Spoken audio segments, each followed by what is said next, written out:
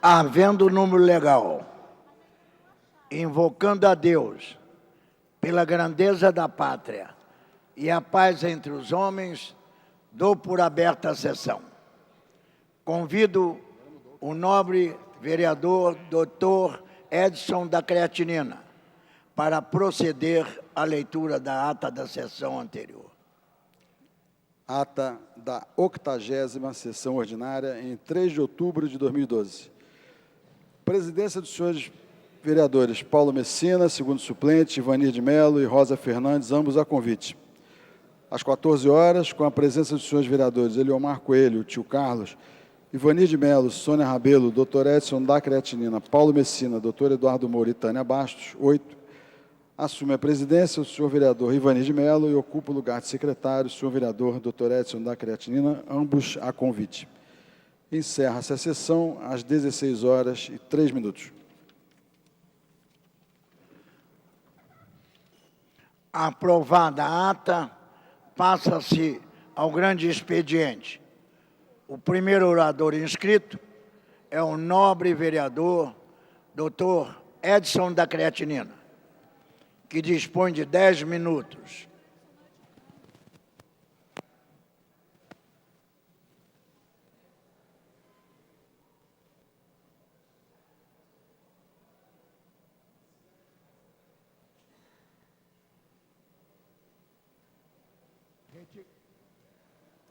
Retificando a fala, o primeiro orador inscrito é o nobre vereador Tio Carlos, que dispõe de 10 minutos. Boa tarde, senhor presidente. Boa tarde a todos os companheiros presentes. Eu ocupo esse expediente exatamente para, primeiro, saudar a democracia. Teremos, no próximo domingo, no dia 7, a partir das 8 horas da manhã, até às 17 horas, o que eu chamo do dever do cidadão muito especial. O senhor, doutor Ivanir de Mello, homem um pouco mais experiente do que eu, já viveu outros pleitos, sabe o que eu estou dizendo. O senhor viveu, inclusive, períodos em que nós não tínhamos a oportunidade do voto, né? Então, hoje, nós estamos aqui, há praticamente 3 dias da eleição. Queria me dirigir ao cidadão que faça exatamente uma escolha consciente. Estamos na rua, conversando com o cidadão, e muitas vezes eu fico um pouco preocupado com o poder da generalização que o cidadão, às vezes, tem em função da classe política.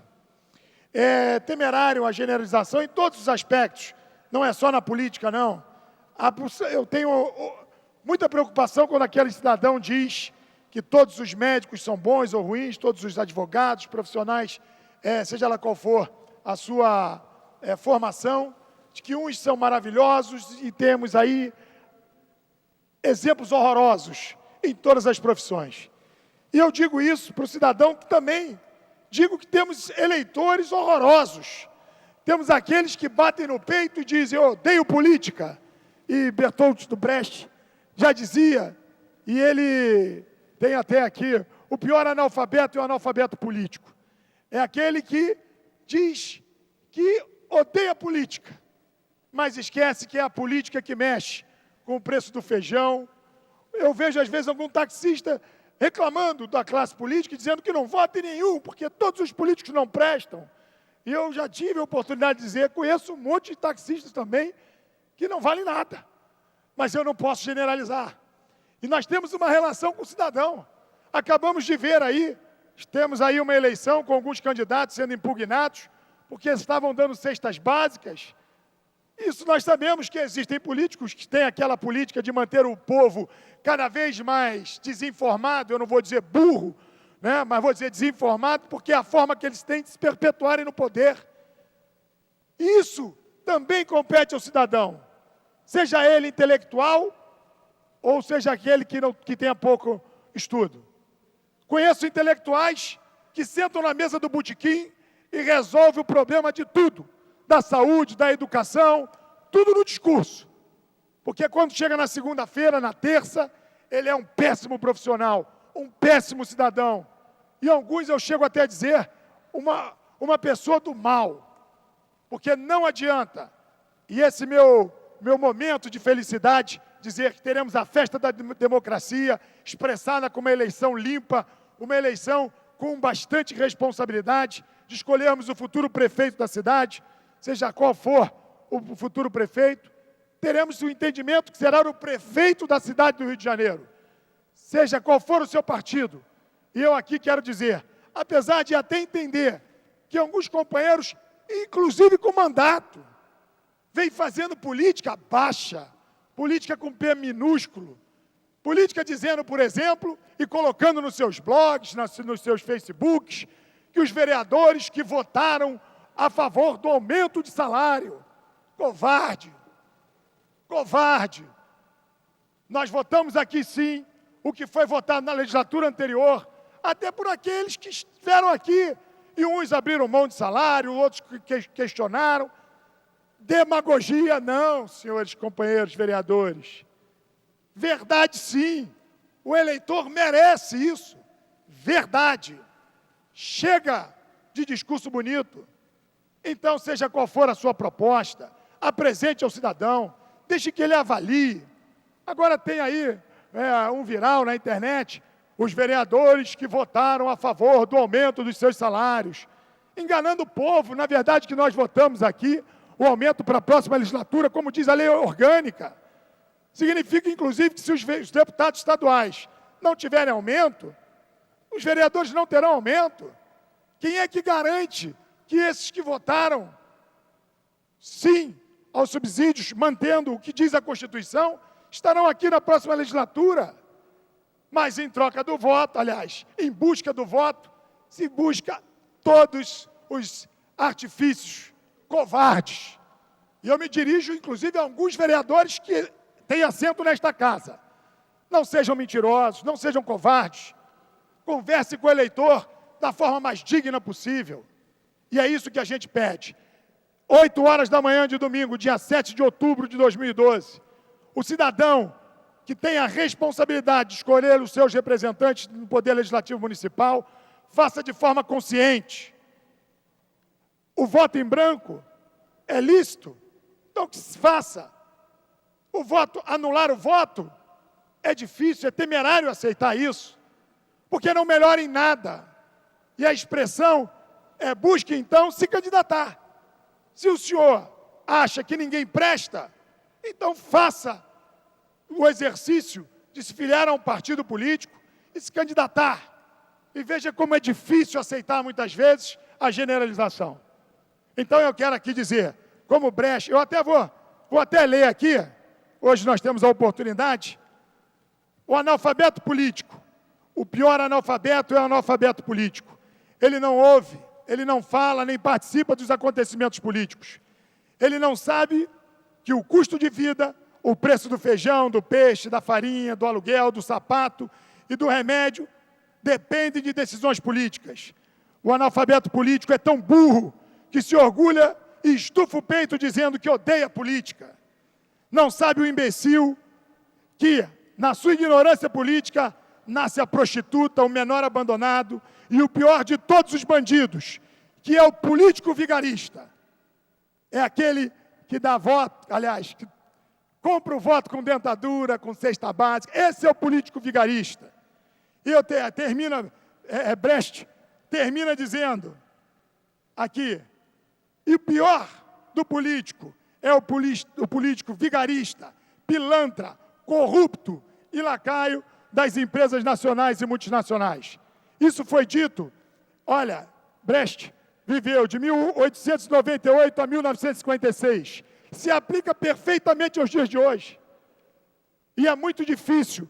Eu que fiz a opção por estar aqui no Parlamento Municipal, eu não tenho que absolutamente me envergonhar. Já disse isso aqui ontem, estarei sempre de cabeça erguida. Se não for eleito, não tem problema nenhum. O principal é poder olhar a todos de cabeça erguida. E o momento do voto é um momento de responsabilidade. E até, seja você, até outro dia um cidadão falou, não, vou votar porque eu sou cristão. Não, senhor. O senhor vai votar até porque todo cristão é bom cidadão também. Está na palavra de Deus, quando os justos governam, o povo se alegra. E esse é o nosso entendimento. Então eu desejo muito boa sorte a todos os candidatos.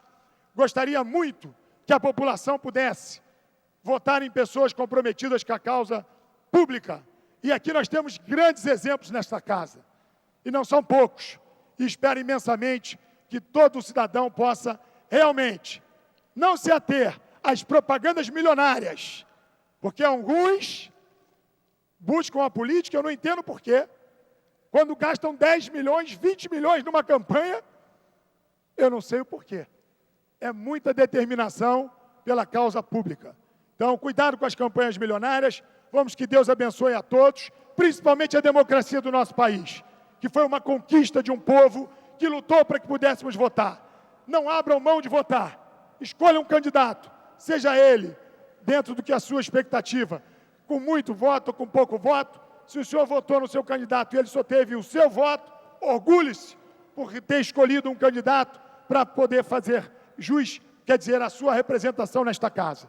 Então, eu queria aqui terminar, me dirigir aos companheiros vereadores, aos 51 vereadores, que sejam bastante felizes no seu pleito e lamentar que alguns lancem artifícios mentirosos, covardes, para que nesse momento da decisão eleitoral possam jogar aqueles que aqui estão contra a opinião do cidadão que está fazendo a sua escolha. Então, que Deus abençoe, obrigado, muito obrigado a todos e vamos continuar o nosso trabalho, porque independente de política, temos que votar, temos que aprovar, temos que fiscalizar, porque é por isso que o povo nos escolheu. A eleição é só no domingo, mas terça-feira estaremos aqui, eleitos ou não, o mandato só termina em dezembro, então estaremos aqui com a nossa representatividade. Muito obrigado, senhor presidente. Nobre vereador tio Carlos, eu perguntaria, é justo o assessor, o chefe de gabinete, receber vencimentos acima do próprio vereador? Fica esta pergunta. O próximo orador inscrito é o nobre vereador, doutor Edson da Creatinina, que dispõe de 10 minutos. Nobre vereador e presidente dessa sessão, Ivanir de Mello, sempre um prazer estar sob a sua presidência. Nobres vereadores presentes, minha colega Sônia Rabelo, Paulo Pinheiro, tio Carlos, doutor Manaia. Eu também, antes de iniciar meu discurso, queria agradecer o convívio que eu tive com essas pessoas que eu citei. Sempre cito que o doutor Paulo Pinheiro tem sido meu professor aqui desde o começo. Doutora Sônia Rabelo, minha eterna mestra. Tio Carlos, também sempre defendendo a causa das crianças e da saúde. Doutor Manaia, também meu colega médico, também. E o doutor Ivanir, também meu colega médico, sempre presidiu essa sessão com muito brilhantismo. Quando nós chegamos aqui, há um ano e pouco atrás, a primeira entrevista que nós demos lá na TV Câmara, havia uma pergunta que dizia assim: você é vereador de um bairro ou vereador de uma cidade? E no afã, né, e na ignorância dos novatos, né, a gente diz que é vereador de uma cidade inteira. Na teoria é, mas na prática é totalmente impossível ser vereador de uma cidade inteira. E eu fui aprendendo durante esse ano que era possível e que não era possível. Eu, como morador de Vila Isabel, eu sempre me encantei com as calçadas musicais. Mas, ao mesmo tempo, como médico, eu constato diariamente a dificuldade que os cadeirantes têm de chegar até o hospital com as cadeiras de roda andando nas calçadas musicais. Então, eu fico me perguntando, qual é a solução? É fazer uma linha, né, de asfalto liso para que os cadeirantes possam chegar facilmente? Certamente aquela linha viraria uma pista de skate, uma pista de bicicleta, uma pista de motocicleta.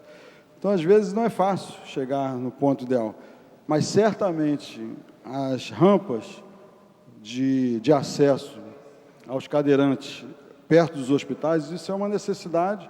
E ontem eu constatei uma senhora que andava pelo meio da rua com a sua cadeira de roda, levando a sua mãe, simplesmente porque ela não conseguia chegar até o Hospital Pedro Ernesto, naquelas calçadas musicais, que inclusive já foram consertadas, mas todas as vezes que ocorre uma nova obra, de gás, de telefone, da internet, ou do que seja, eles destroem as calçadas e não repõem adequadamente. Então, as calçadas ficam todas desniveladas e as pessoas sofrem para chegar até o hospital. Então, isso é só um detalhe, mas é uma coisa que eu, como morador de Vila Isabel, eu tenho uma obrigação de lutar, assim como o doutor Ivani luta pela sua área, né, cada um de vocês, né, luta pela sua área, e é muito mais fácil ver o que está acontecendo perto da minha casa do que ver o que está acontecendo longe da minha casa. E a minha discussão hoje é justamente sobre essa diferença entre os bairros. Uma reportagem publicada no Globo desta quarta-feira, 3/10, mostra como o tratamento dispensado aos moradores da cidade é diferente dependendo do bairro. Enquanto na Glória, a Conlurb realiza a coleta seletiva, sendo uma das mais eficientes da cidade, e tem 99,9% do esgoto tratado, Manguinhos e Vargem Grande têm os piores índices de coleta de lixo e esgoto, respectivamente. A coleta de esgoto no bairro de Vargem Grande, por exemplo, atende apenas a 29% dos domicílios. Os dejetos, em sua maioria, seguem para o complexo lagunar de Jacarepaguá, contribuindo para a verdadeira tragédia ecológica na região.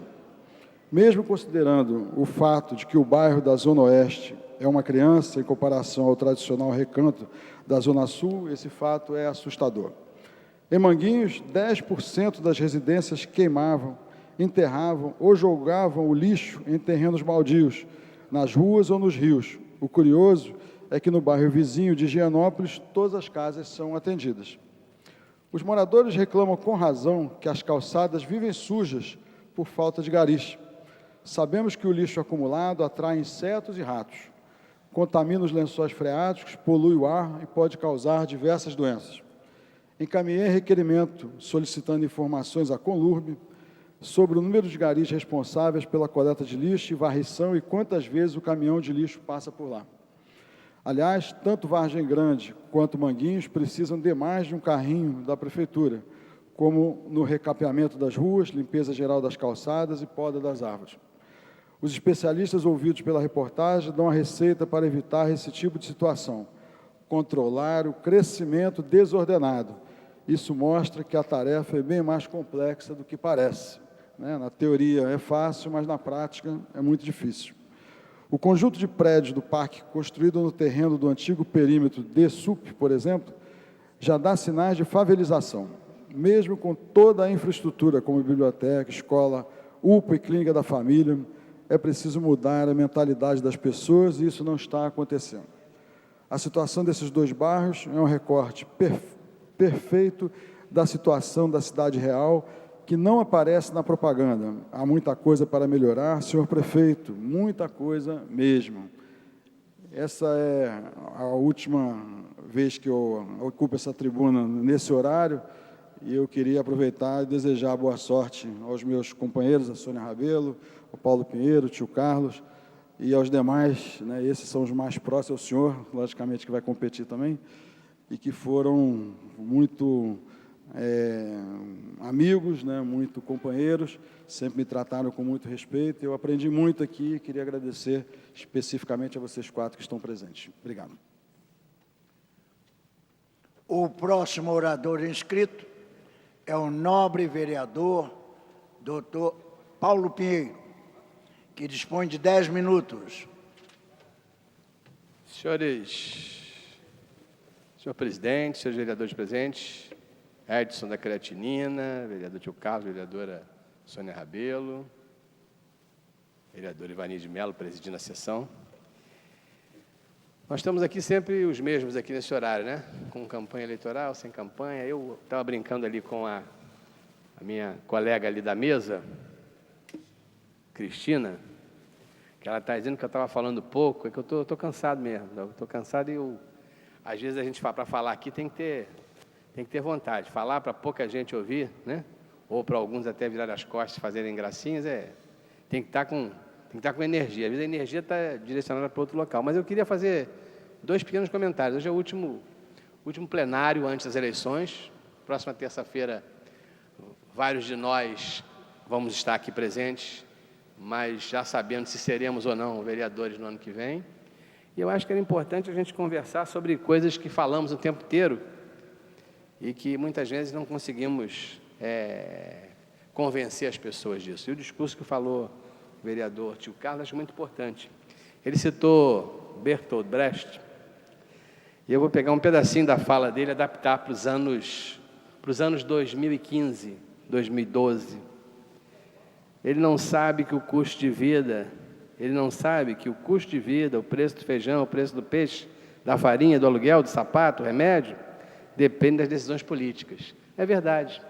O analfabeto político, ele não sabe que a taxa de iluminação pública que ele paga é votada aqui, né?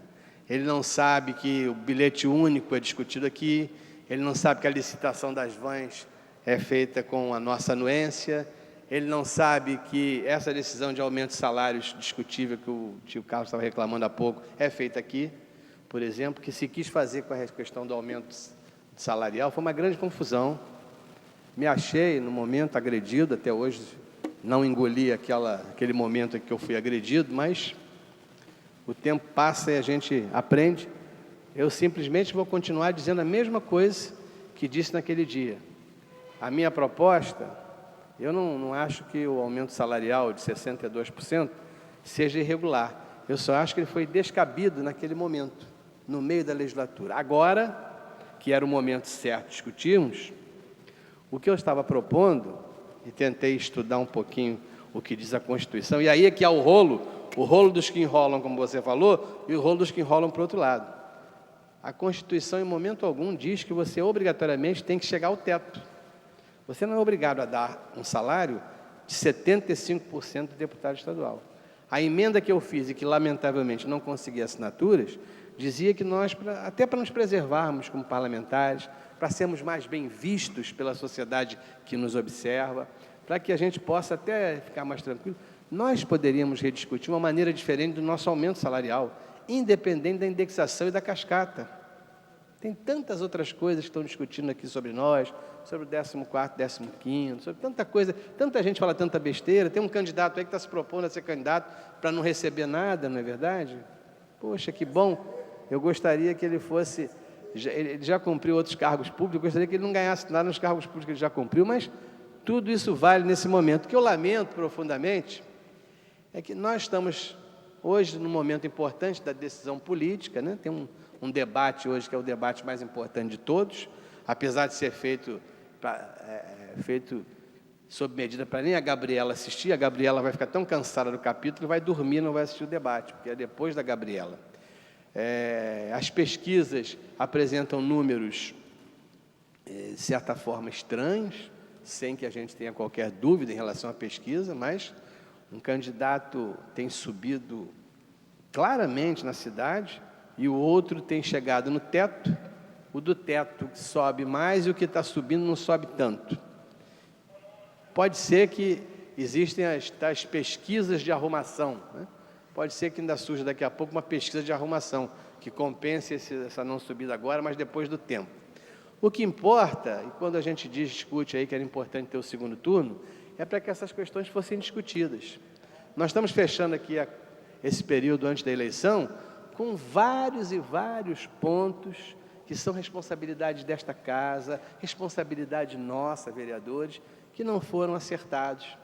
O prefeito veio aqui, fez uma série de promessas no início do ano, não cumpriu várias delas, por exemplo, as nossas emendas. Quando eu vejo o prefeito na televisão, acuado na discussão da saúde, o quadro claro, enquanto se fala em saúde, o prefeito fica acuado.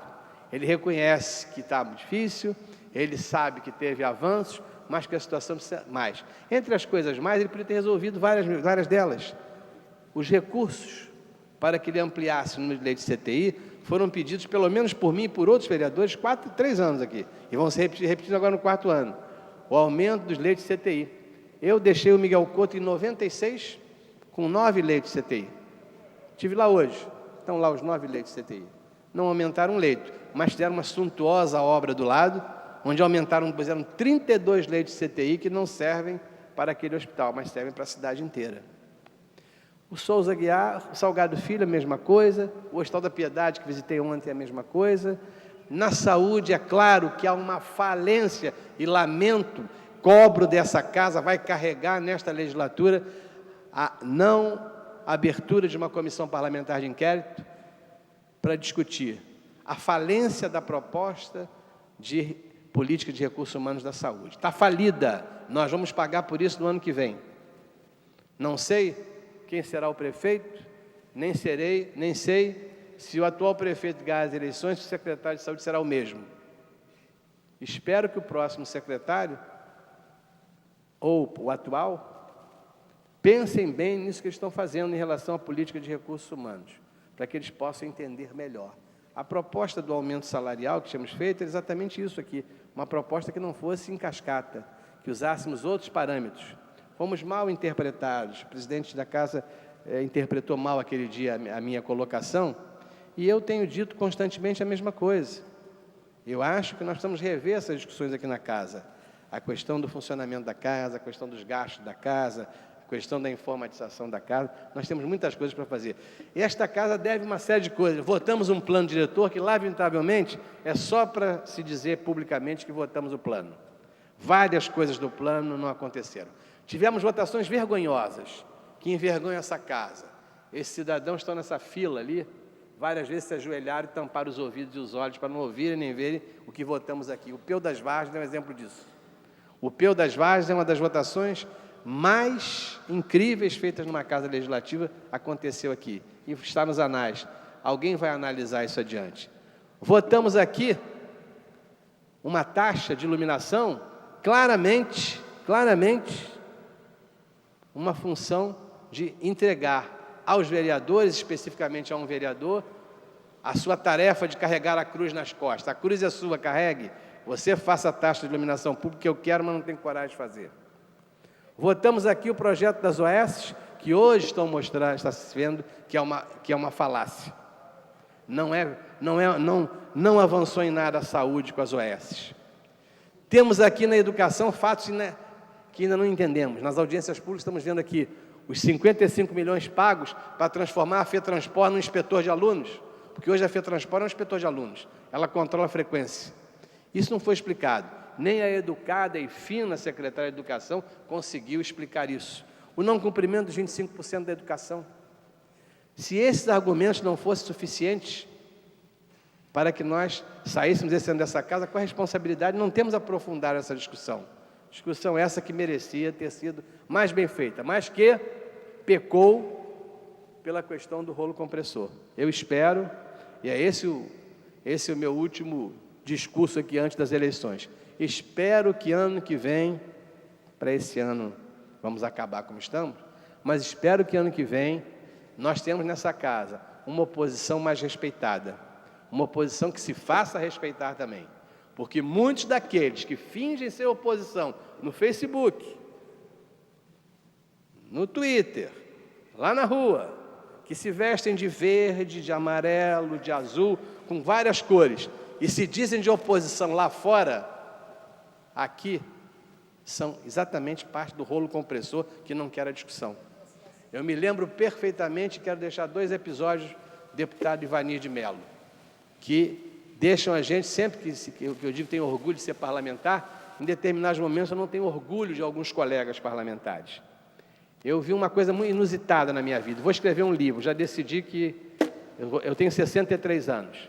Quando eu estiver achando que já estou prestes a que ninguém me faça mais mal pelo que eu vou escrever um livro sobre essas coisas. Uma delas é um determinado momento que eu assumi uma casa legislativa, foi a Assembleia Legislativa. E fui autor de um projeto no 2º mês, que era um projeto que impedia as terceirizações dos hospitais que o Marcelo Alencar tinha feito. Era governador Garotinho. Pois, 1 mês e meio antes, um determinado deputado veio ao microfone defender tecnicamente a privatização dos hospitais. 2 meses depois, mudou o governo, eu apresentei uma proposta, o mesmo deputado veio ao mesmo deputado defender a minha proposta de não privatização dos hospitais. Este deputado continua vivo. É o deputado Paulo Melo que preside a casa hoje.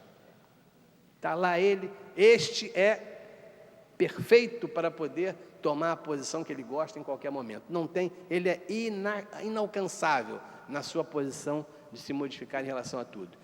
Em relação à votação, a mesma coisa. Nobre vereador. Para encerrar, estou sendo longo nesse último discurso, estou passando um pouquinho do limite, mas vou acabar. Já vi a luz vermelha. Nós aqui pedimos uma comissão parlamentar de inquérito. A oposição aqui tem sido muito impedida de atuar e de trabalhar, de fazer a sua defesa. Essa é uma das maiores tristezas que eu levo dessa legislatura. Tristeza por quê? Porque isso não foi feito por quem desconhece do assunto. Todos aqui sabiam, e hoje sabem, o prefeito sabe nos debates de lá, que houve um erro na política de recursos humanos. O que eu propunha aqui era uma CPI muito menor que a de Acari. A CPI de Acari, nós levantamos e hoje é uma ação civil pública contra as autoridades, que foram cobradas 14 mil tomografias em Acari e o tomógrafo não tinha sido instalado. Isso é, no mínimo, sem defesa. Depois aqui, o que eu estava cobrando, uma CPI não era para isso. A CPI era para discutir esta política de recursos humanos. E, como se sabe, os vereadores aqui muitas vezes são impedidos de assinar a CPI. São constrangidos, são apertados. Há um bullying em cima dos vereadores para eles não assinarem as CPIs da esquerda. Pois muito bem, consegui as assinaturas. Muitas delas é verdade, pela característica da casa. Muita gente assina aqui qualquer coisa sem ler. E depois, sou surpreendido no gabinete do presidente por 2 vereadores, inclusive um colega médico, que teve a coragem, eu chamaria isso de coragem, porque é ter muito corajoso. Ele teve a coragem de dizer, não, eu retirei a assinatura, porque quando eu assinei aqui, a saúde ia mal, mas agora a saúde vai muito bem. Esse é um dos episódios mais lamentáveis que eu passei aqui nessa casa, que eu não esqueço, não vou esquecer nunca, e espero que os participantes, num determinado momento, possam modificar e recuperar essa mancha negra na legislatura deles, na legislação que eles trabalharam. Espero que todos sejam felizes, que as pessoas que lutam com seus partidos obtenham seus votos e que a gente possa ter uma Câmara de Vereadores mais forte, mais operante e uma Câmara de Vereadores que possa discutir um pouco mais. Todos esses problemas estão no ar e que a população cobra deles. Muito obrigado. A próxima oradora inscrita é a nobre vereadora Sônia Rabelo, que dispõe de 10 minutos. Senhor presidente, nobre vereador Rivanir de Mello, caros colegas presentes nesse plenário de quinta-feira, gostaria de iniciar, esse é uma fala bastante importante, pelo menos para mim, porque estamos à vésperas do pleito de domingo e, evidentemente, não sei o que vai acontecer. Nós não sabemos o que vai acontecer daqui para frente e o que eu espero, senhor presidente, é que, independente dos resultados, nós continuemos com coragem de bem finalizar essa legislatura e continuar votando os projetos. Eu espero sinceramente que o nosso plenário volte a ter presenças. Volte a ter presenças porque temos alguns projetos aí dependurados, alguns projetos importantes, urbanísticos, que interessam a cidade inteira, alguns assuntos importantes e que precisam da presença dos vereadores. Quero acentuar e homenagear os vereadores que estiveram presentes nessas 2 últimas semanas, não obstante estarmos também em campanha. Mas os vereadores, ao contrário de algumas outras circunstâncias, continuam no exercício da sua função de vereador. E tenho que lamentar, senhor presidente, tenho que lamentar o fato de que, no plenário, a gente vinha tendo, por uma insistência nossa, de alguns vereadores, uma verificação nominal de quem estava presente. E aí, surpreendentemente, nas 2 últimas semanas, né, voltou um expediente que pode até ser regimental, mas não é transparente, não é democrático, que é a tal contagem dos presentes através da contagem de bancada, que todos sabemos que, pela contagem de bancada, segundo eu fui informada, e a presidência que me desminta, as pessoas dão a presença e, pela contagem de bancada, fica-se sem saber quem é de fato que estava presente ou não. E tinha sido, digamos assim, combinado que a gente ia deixar começar a votar, porque na votação, quando começasse a votar os projetos, ia se verificar quem votou e quem não votou. E o tal pedido de verificação de quórum antes de começar a votação significa dizer que conta-se por alto quem está presente, por alto no sentido não nominal, e paga-se o justo pelo pecador. Quem está presente aqui para começar a votação é como se estivesse ou não presente. E os que assinaram e não estiveram presentes, né, fica, digamos assim, escondido na verificação de contagem de bancada, né, que eles não estavam presentes em plenário, embora constem a sua presença no livro. Então, esse é um expediente, né, que foi um expediente pouco claro aqui. Né? Sempre a gente argumenta, não, é regimental, mas o regimental, né, tem que se ater aos princípios constitucionais da transparência, né, da clareza, que, aliás, todos nós dizemos perseguir nas nossas propagandas, tal. Claro, cada um tem as suas falhas, mas eu acho que isso a gente terá que superar nesse processo democrático. Quero dizer que, às vésperas da votação de domingo, que eu tenho para mim, e quero fazer esse testemunho, que é um orgulho enorme exercer a função de parlamentar dessa cidade. Acho que, hoje em dia, a propaganda, os jornais, a mídia, dá uma força incrível às funções e à eleição majoritária. Por exemplo, se tem alguns debates para prefeito e não se tem nenhum debate quase para vereador. Não, a mídia, de modo geral, e mesmo as instituições, não chamam candidatos a vereador para debater, o que é espantoso, porque o local do debate, da formulação das ideias, da formulação das leis que condicionam a vida dos cidadãos em geral, é aqui nesse parlamento.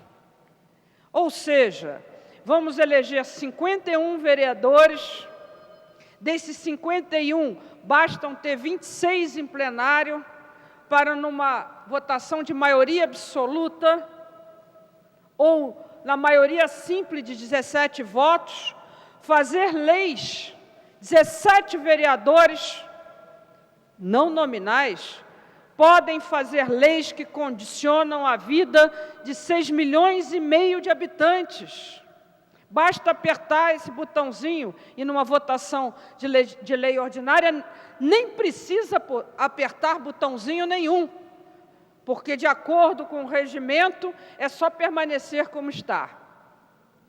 E nem se verifica nem quem está votando. E com uma lei que, por vezes, nesse plenário, não é nem lida nem debatida pelos parlamentares, se condiciona e se diz o que pode ou o que não pode fazer para a vida de 6,5 milhões de habitantes, para ao exercício da função executiva, porque a função executiva ela é moldada, ela é emoldurada, ela é orientada pelas leis que se fazem nesse parlamento. A função parlamentar é a função de criação de direitos numa sociedade. E para criar direitos é preciso, antes da criação dos direitos e das obrigações, debater os valores, debater o que se vai criar, conversar, chamar a sociedade para esse debate. Portanto, o máximo da honra que o indivíduo pode ter não é o de administrar a cidade, que, infelizmente, o prefeito atual reduz a uma mera função de síndico. Não é.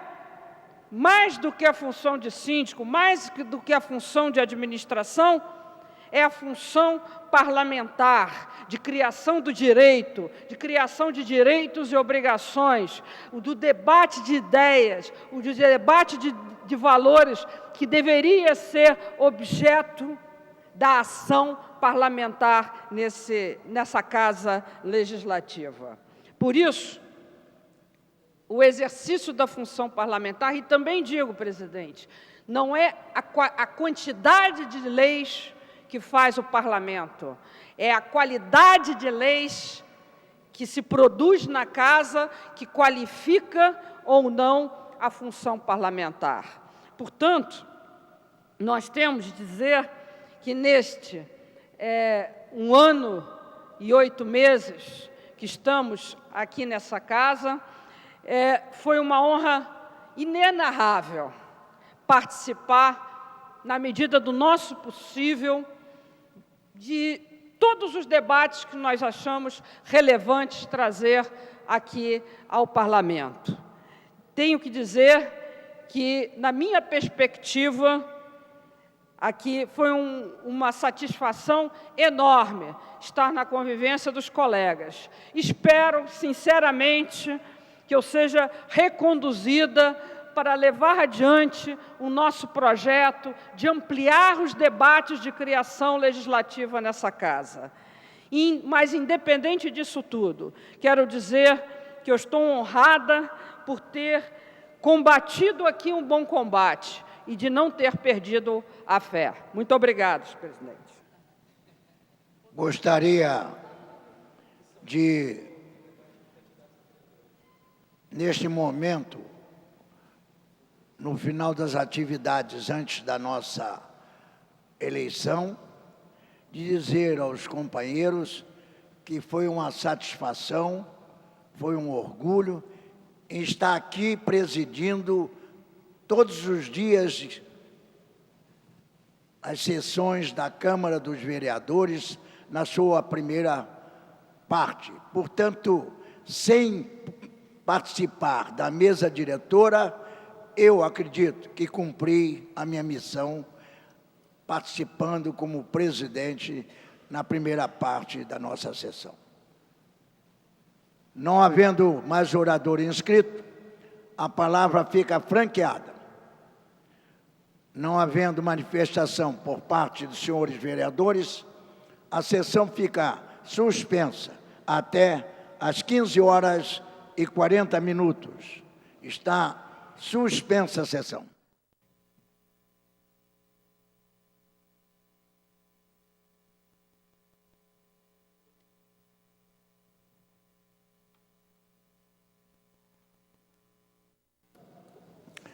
Está reaberta a sessão. Terminada a primeira parte do grande expediente, passa-se a segunda parte. O primeiro orador inscrito é o nobre vereador Dr. Edson da Creatinina, que dispõe de 20 minutos. Nobre vereador Ivanir de Mello, mais uma vez é um prazer para mim ser presidido pelo senhor, senhores vereadores presentes, senhoras vereadoras, assessores e assessoras, demais presentes, telespectadores da TV Câmara, jornalistas e público nas galerias. O século XX ficou marcado por um período de urbanização sem precedentes. Na história mundial e no Brasil, atualmente, cerca de 80% da população brasileira vive em cidades. A expectativa é de que esse percentual chegue a 90% em 8 anos. O crescimento desordenado das cidades é um desafio que precisa ser atacado em diversas frentes. Entre eles, a destinação correta do lixo, com a coleta seletiva, e aproveitamento do gás metano, decorrente da decomposição dos resíduos. O saneamento básico universalizado, com o tratamento de esgoto e água tratada para todos, transporte público de qualidade, para reduzir o número de carros nas ruas. Como líder do Partido Verde, tenho o prazer e a responsabilidade de propor medidas para garantir a sustentabilidade e a melhora da qualidade de vida dos cariocas. As cidades são o motor do desenvolvimento do planeta e precisam de atenção, já que os impactos de suas atividades serão sentidos também em outros pontos do país e do mundo. Portanto, com as medidas que tomamos aqui, estaremos contribuindo para o bem-estar de todo o planeta. Movidos pelas ideias do meu partido, elaborei uma série de projetos na área ambiental, os quais apresento. Projeto de Lei Complementar número 93 de 2012 dispõe sobre a adoção de área livre em edificações públicas e privadas no município do Rio de Janeiro. A adoção de área livre contribui para o aspecto da sustentabilidade urbana. Possibilita a garantia de existência de áreas permeáveis, fator este tão necessário e importante para a cidade do Rio de Janeiro, que sofre com altos índices pluviométricos. Projeto de Lei Complementar número 89 de 2012 estabelece a adoção de métodos construtivos sustentáveis na construção de prédios públicos e privados. A construção sustentável procura aumentar a quantidade e oferta da energia, garantir a sustentabilidade e renovação dos recursos e reduzir as emissões atmosféricas de poluentes. Projeto de Lei Complementar número 86 de 2012 institui o Código de Infraestrutura Verde do município do Rio de Janeiro e dá outras providências. Através desse código, o Rio de Janeiro segue o exemplo de cidades como Curitiba, São Paulo e Belo Horizonte. O Código do município unifica as legislações que já existiam, gerando eficiência e economia para regras de reflorestamento, replantio, poda, manejo e controle da cobertura vegetal. Projeto de Lei Complementar número 79 de 2012 estabelece diretrizes e normas de uso e ocupação do solo referentes à construção, instalação, reforma, ampliação, funcionamento e utilização de aeródromos, heliportos e helipontos no município do Rio de Janeiro e dá outras providências. A construção de novos pontos de pouso só será permitida em terrenos vagos e planos ou sobre edificações já existentes, de qualquer uso, exceto o residencial, respeitando o limite mínimo de 25 metros de altura do andar térreo e acima do gabarito permitido nos prédios vizinhos. Projeto de Lei número 1486 de 2012 dispõe sobre a exigência de apresentação de planos de gerenciamento de resíduos sólidos para concessão de licença ambiental de atividades e empreendimentos definidos nessa lei. Segundo os dados apurados na Pesquisa Nacional de Saneamento Básico, PNSB, realizada pelo IBGE em 2002, a população brasileira produz aproximadamente 125 mil toneladas de resíduos sólidos por ano. O destino final dos resíduos deve ser uma preocupação constante, não só das autoridades municipais, mas também da sociedade civil.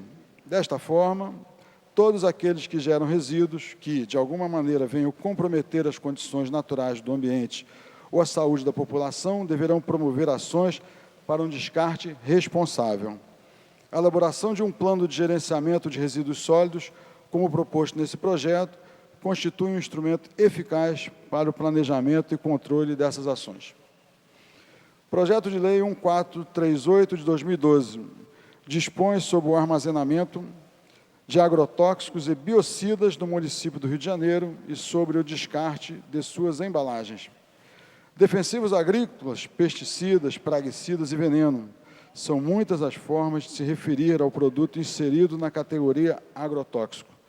O Brasil é o maior consumidor de agrotóxicos do mundo.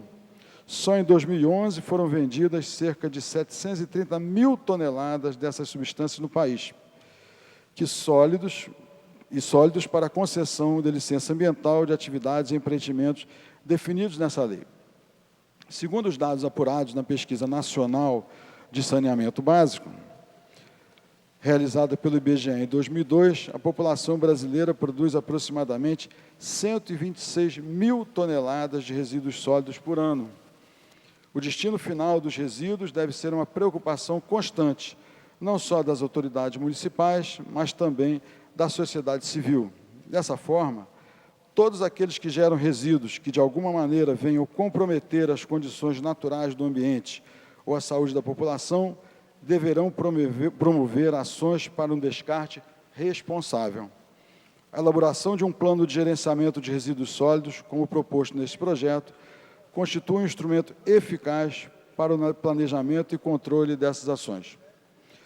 Projeto de Lei 1438 de 2012 dispõe sobre o armazenamento de agrotóxicos e biocidas no município do Rio de Janeiro e sobre o descarte de suas embalagens. Defensivos agrícolas, pesticidas, praguicidas e veneno são muitas as formas de se referir ao produto inserido na categoria agrotóxico. O Brasil é o maior consumidor de agrotóxicos no mundo. Só em 2011 foram vendidos cerca de 730 mil toneladas dessas substâncias no país, que correspondem a cerca de 6 bilhões e 72 milhões de dólares. Em 1987, não passavam de 100 mil toneladas. O projeto de Lei 1400 de 2012 obriga a administração pública do município do Rio de Janeiro a exigir de seus contratados a comprovação de registro de inventário de emissão do gás carbônico. A ideia principal desse projeto é fazer do poder público municipal o indutor de uma conduta que deve ser disseminada em nossa sociedade. O controle dos níveis atuais de poluição, a utilização responsável dos recursos naturais, a preservação, a recuperação do ambiente. Projeto de Lei número 936 de 2011 inclui a segunda sem carne no calendário oficial da cidade. O impacto causado pela criação de animais para suprir a demanda por carne é colossal. A criação de gado é a principal responsável por alterações nas paisagens naturais do Brasil. É responsável por grandes desmatamentos na Mata Atlântica, na Caatinga, no Cerrado e na Amazônia. Já há mais bois que gente do nosso país, necessitando se alimentar, beber água e ocupar áreas extensas. Eles produzem grandes quantidades de dejetos, antibióticos, hormônios, analgésicos, bactericidas, inseticidas, fungicidas, vacinas e outros fármacos, e ainda liberam na atmosfera o óxido nitroso, mais prejudicial do que o dióxido de carbono. O objetivo do projeto é conscientizar a sociedade sobre as questões mencionadas e informar sobre as vantagens para a saúde de uma alimentação diversificada com frutas, legumes e hortaliças. Projeto de Lei número 1093 de 2011 dispõe sobre a floresta urbana em Logradouro. Floresta urbana é uma floresta ou fragmento de uma floresta situada dentro ou próximo a uma zona urbana, defendida por alguns debatedores em vários seminários, e palestras sobre o tema. A recuperação da cobertura verde da cidade do Rio de Janeiro é preciso a concretização deste conceito, floresta urbana em Logradouro, para poder absorver os recursos destinados à recuperação das florestas e meio ambiente, Carbono Zero e Rio Olímpico 2016. Projeto de lei número 1104 de 2011 obriga a publicação de informações ambientais para atividades e empreendimentos no âmbito municipal sujeitos a licenciamento ambiental. O objetivo dessa proposta é garantir que a população tenha acesso ao maior número de informações possíveis sobre questões que afetam a sua qualidade de vida, tanto dos órgãos ambientais como das empresas. É também uma forma de conscientização, porque obriga a transparência quando se trata do uso das riquezas comuns que possibilitam a sobrevivência de todos. O projeto de lei número 1059 de 2011 determina que as indústrias sediadas no município do Rio de Janeiro afixem em locais visíveis placas de aviso ambiental referentes aos produtos produzidos. Esta proposição tem como objetivo orientar e esclarecer a população da cidade em relação aos produtos químicos e derivados que são utilizados nas instalações, seus danos à saúde e como agir em caso de situação de emergência. O projeto de lei número 1904 de 2011 distingue como corredor ecológico urbano áreas específicas do município. A ligação de um trecho de mata a outro é uma das principais funções do corredor ecológico, para que uma área protegida não fique isolada e possa se abrir para outros locais e espécies nativas. O corredor ecológico permite manter plantas e animais que acabam desaparecendo dos centros urbanos com o crescimento da cidade. O que acontece atualmente é que alguns animais têm penetrado nas áreas urbanizadas, com um mínimo de vegetação para poder migrar para outro sítio ecológico em busca de comida ou mesmo fuga. O projeto de lei número 1422 de 2012 estabelece o Índice de Desenvolvimento Humano Verde, DH Verde, do município do Rio de Janeiro, considerando em seu cálculo o patrimônio ecológico local e as condições de sustentabilidade. O Índice de Desenvolvimento Humano foi criado pela ONU como medida comparativa a ser usada na classificação dos países quanto a seu grau de desenvolvimento econômico e a qualidade de vida oferecida à população. Esse índice é calculado também para apurar o desenvolvimento de cidades, estados e regiões, e utiliza fatores referentes à educação, longevidade e produto interno bruto. No que se refere às condições do meio como fator de saúde para a população, é preciso considerar os itens relativos à salubridade do ambiente e de seu entorno, além das condições ambientais do local que habita, a sustentabilidade e o patrimônio ecológico de que desfrutam. Estes itens não são computados diretamente no cálculo IDH do município, o que impede a medição das carências existentes e a avaliação das medidas necessárias para a diminuição ou eliminação dos problemas. Ao incluir neste cálculo o patrimônio ecológico e as condições de sustentabilidade, o município estará na vanguarda da proteção à vida e saúde, criando um novo patamar de planejamento sustentável. Esta medida servirá como parâmetro na formulação de programas, projetos e ações voltados à preservação de seu patrimônio ecológico.